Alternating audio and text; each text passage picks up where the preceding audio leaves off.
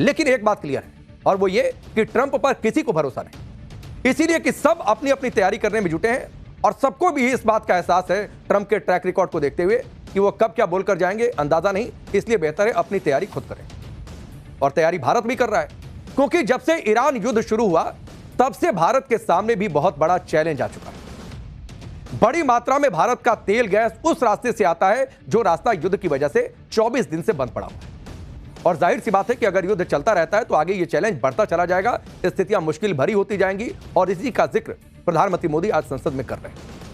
आज प्रधानमंत्री मोदी ने ईरान युद्ध को लेकर संसद में जो पहला बयान दिया उसमें भी यही बात कही कि सबको अलर्ट रहना है। पीएम मोदी ने कहा कि युद्ध ने अप्रत्याशित चुनौतियां खड़ी कर दी, युद्ध का असर लंबे समय तक रह सकता है।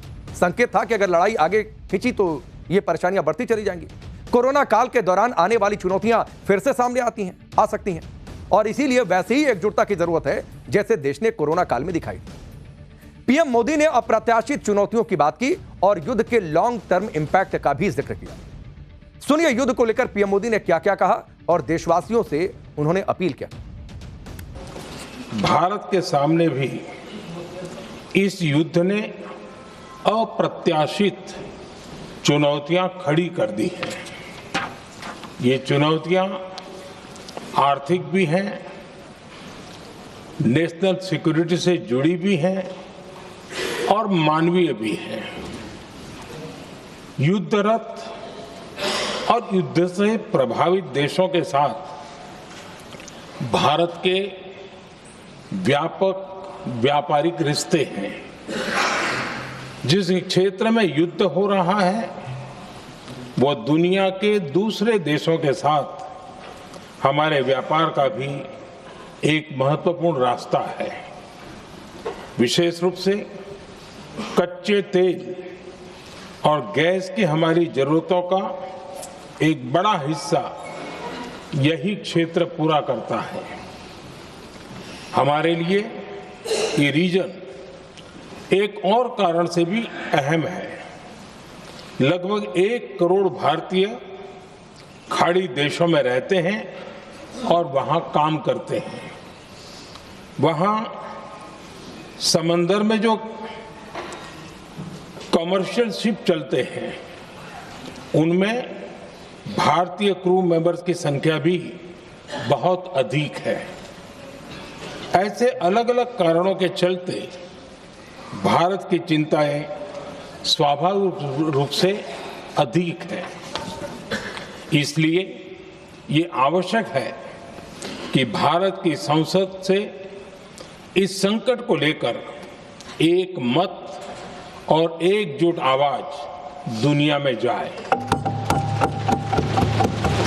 इस युद्ध के कारण दुनिया में जो कठिन हालात बने हैं उनका प्रभाव लंबे समय तक बने रहने की आशंका है। इसलिए हमें तैयार रहना होगा, हमें एकजुट रहना होगा।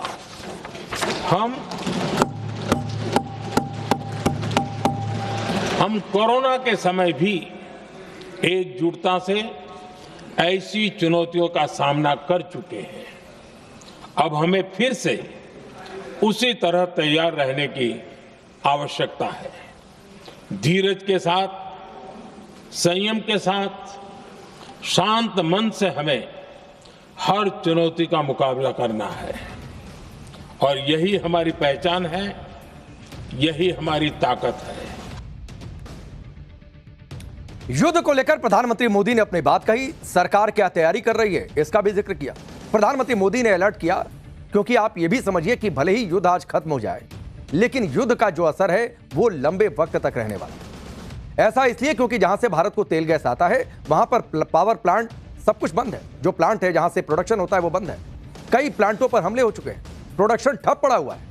एक तो सप्लाई की दिक्कत है, आवाजाही की दिक्कत है, ऊपर से प्रोडक्शन की दिक्कत है, यानी चारों ओर से समस्याएं एक साथ आई हैं और इसीलिए प्रधानमंत्री मोदी ने इसकी तुलना कोरोना काल से की। ऐसे में जाहिर सी बात है कि अगर युद्ध चलता रहा तो हालात और भी मुश्किल हो जाएंगे, क्योंकि भारत जैसे देश तो तेल गैस को लेकर दूसरों पर डिपेंड है। गैस सिलेंडर का हाल हम पहले ही देख चुके हैं। प्रधानमंत्री मोदी ने आज पेट्रोल, डीजल और एलपीजी को लेकर भी संसद में बातचीत की। पीएम मोदी ने बताया कि भारत के पास 53 लाख मीट्रिक टन का strategic petroleum reserve, 65 lakh metric ton reserve से ज्यादा की व्यवस्था पर देश काम कर रहा है कि इतनी कैपेसिटी देश क्रिएट कर ले। तेल कंपनियों के पास जो रिजर्व रहता है तेल का, वो अलग से है। इस स्ट्रेटेजिक रिजर्व के अलावा पीएम मोदी ने बताया कि मौजूदा संकट से निपटने के लिए मंत्रियों का एक ग्रुप बना है जो हर दिन बैठकें करता है और जो दिक्कत आ रही है उस पर चर्चा करता है और उन दिक्कतों को दूर करता है।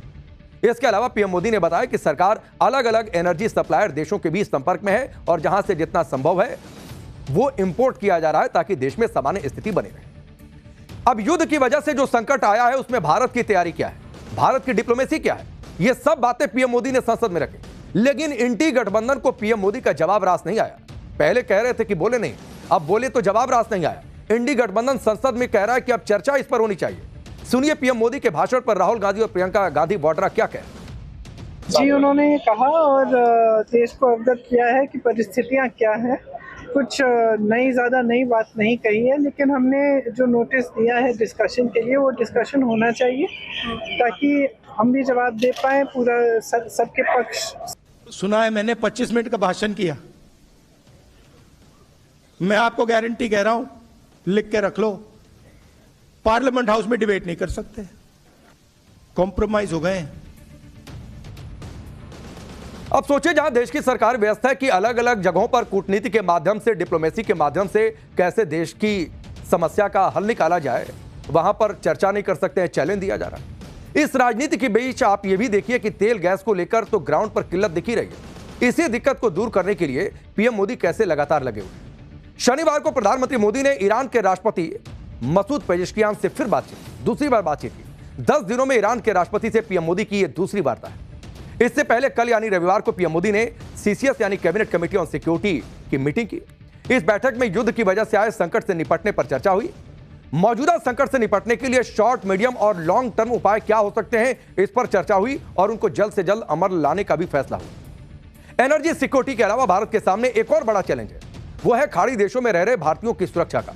पीएम मोदी ने संसद में बताया कि भारतीयों की सुरक्षा और देश हित के लिए वो पश्चिमी देशों के राष्ट्राध्यक्षों से 2 राउंड की बातचीत कर चुके हैं। खाड़ी देशों से अभी तक 3,75,000 भारतीयों की सुरक्षित वतन वापसी हो चुकी है। ईरान से 1,000 भारतीय सुरक्षित लौट आए हैं।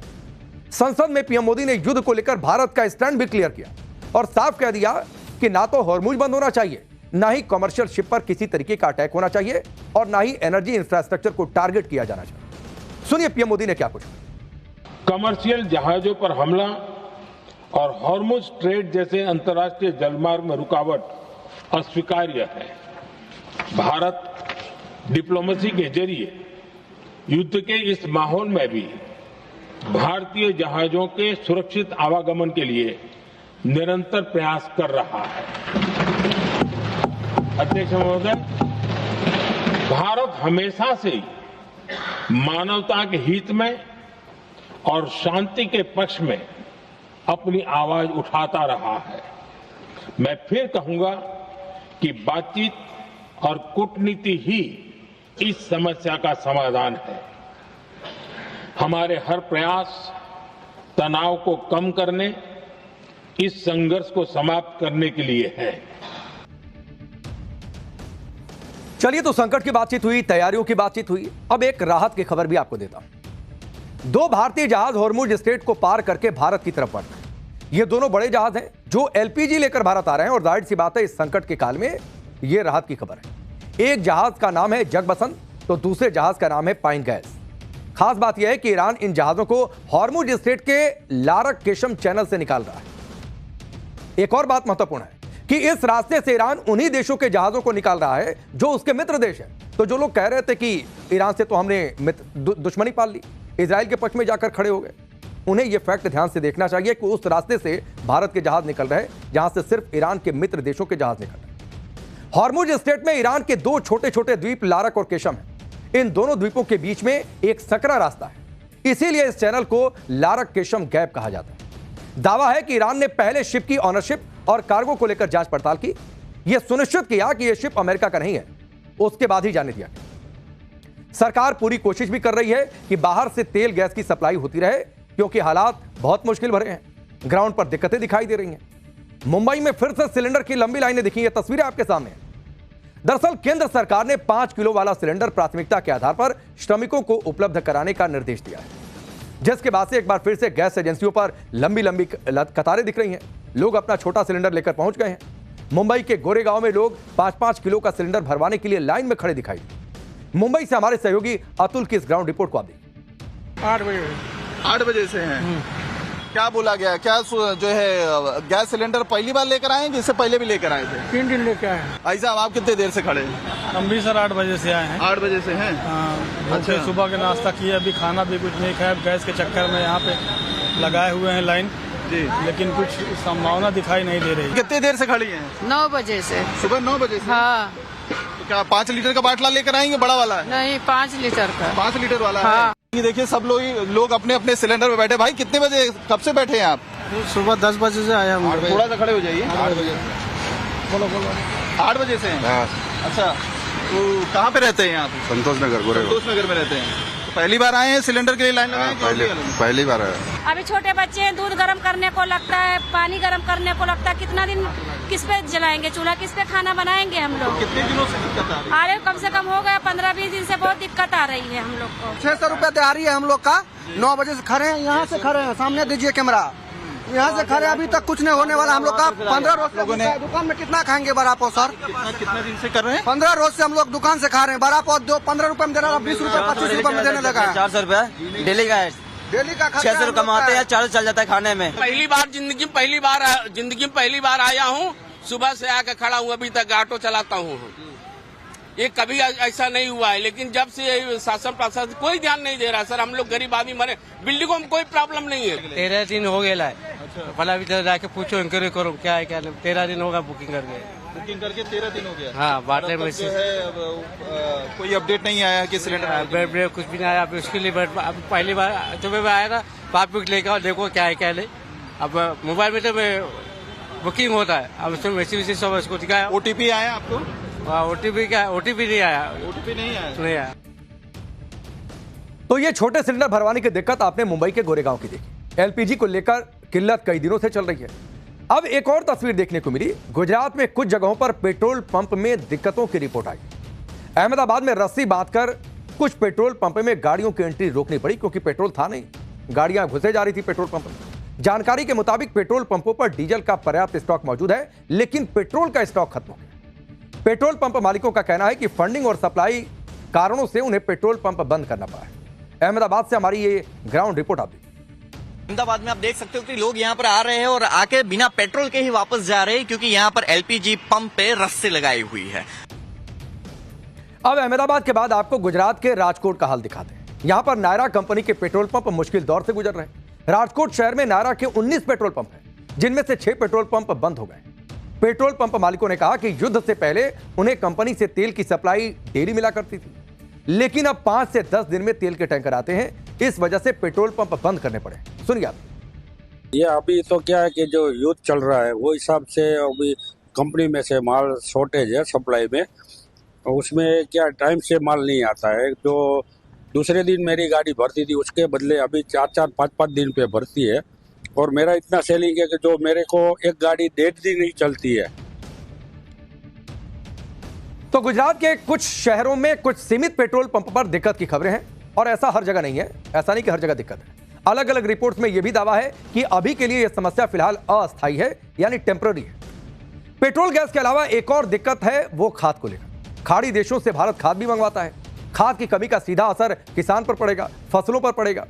पीएम मोदी ने यही वजह है कि आज देश में जब देश को संबोधित कर रहे थे लोकसभा के जरिए, तो उन्होंने देश को भरोसा दिया कि देश के अन्न भंडार भरे हुए, खाद की भी व्यवस्था की गई। सुनिए प्रधानमंत्री मोदी ने संसद में इसे लेकर क्या कहा। एक बड़ा सवाल यह है कि युद्ध का खेती पर क्या प्रभाव होगा। देश के किसानों ने हमारे अन्न के भंडार भर रखे हैं, इसलिए भारत के पास पर्याप्त खाद्यान्न है। हमारा यह भी प्रयास है कि खरीफ सीजन की ठीक से बुआई हो सके। सरकार ने बीते सालों में आपात स्थिति से निपटने के लिए खाद की पर्याप्त व्यवस्था भी की है। अतीत में भी हमारी सरकार ने दुनिया के संकटों का बोझ किसानों पर नहीं पड़ने दिया था। तो पेट्रोल, गैस, फर्टिलाइजर की किल्लत की आशंका बनी हुई है। इसके बारे में हमने बातचीत कर ली। अब युद्ध अगर लंबा चलता है तो हालात जाहिर सी बात है और ज्यादा बिगड़ेंगे। उधर शेयर मार्केट में युद्ध का इंपैक्ट तो ऑन द स्पॉट दिखाई दे रहा है। आज मार्केट खुला तो मार्केट खुलते ही 1 घंटे के अंदर निवेशकों के 12 लाख करोड़ रुपए स्वाहा हो गए। पूरे दिन में निवेशकों के 15 लाख करोड़ रुपए गायब हो गए। सेंसेक्स और निफ्टी दोनों में 2.5% के करीब गिरावट दर्ज की गई। 28 फरवरी से अभी तक मार्केट कैपिटलाइजेशन जो है वो 456 लाख करोड़ रुपए से घटकर 414 लाख करोड़ तक आ चुका है। यानी सिर्फ 24 दिन में मार्केट से 42 लाख करोड़ रुपए उड़ गए, डूब गए। 24 दिन में सेंसेक्स 8,590 पॉइंट गिर चुका है। 10.56% की यह गिरावट है। निफ्टी अभी तक 2,666 अंक गिरा है और यह 10.58% की गिरावट है। इधर शेयर मार्केट में हाहाकार मचा है। उधर गोल्ड और सिल्वर जैसे जो सेफ एसेट्स माने जाते रहे हैं वो भी सुरक्षित नहीं। गोल्ड और सिल्वर के दाम भी भयंकर तरीके से गिर रहे हैं। लोग कह रहे हैं कि ऐसे समय में तो बढ़ते थे दाम, अब गिर रहे हैं। मल्टी कमोडिटी एक्सचेंज में गोल्ड के दाम 10,000 रुपए गिर गए। अंतर्राष्ट्रीय मार्केट में गोल्ड के दाम 2% से ज्यादा गिर गए। 4 महीने में यह सबसे बड़ी गिरावट है। सिल्वर के दाम 17,000 गिर गए। तो यह हालत मार्केट में सोने और सिल्वर को लेकर। युद्ध से पूरी दुनिया प्रभावित है, कोई देश अछूता नहीं है। दावा किया जा रहा है कि ऐसा एनर्जी क्राइसिस कभी नहीं आया। युद्ध की वजह से 9 देशों में 40 एनर्जी इंफ्रास्ट्रक्चर बहुत ज्यादा डैमेज हुए। दावा है कि 1970 के ऐतिहासिक तेल संकट और यूक्रेन युद्ध के असर को मिला भी दिया जाए तो इस युद्ध में उससे ज्यादा इंपैक्ट पड़ा है, उससे ज्यादा असर पड़ा है। युद्ध की वजह से करीब 400 मिलियन बैरल तेल की सप्लाई का नुकसान हुआ है। यह दुनिया की कुल तेल सप्लाई के 4 दिनों के बराबर है। यूक्रेन युद्ध के बाद LNG supply 75 billion cubic metres कम हो गई थी, जबकि अभी यह सप्लाई करीब 140 बिलियन क्यूबिक मीटर्स हो गई। यानी यूक्रेन युद्ध से भी सीधा डबल। युद्ध से पूरी दुनिया की हालत खराब हो रही है। लेकिन युद्ध शुरू करने वाले ट्रंप अब क्या कर रहे हैं? पाठशाला में अगली क्लास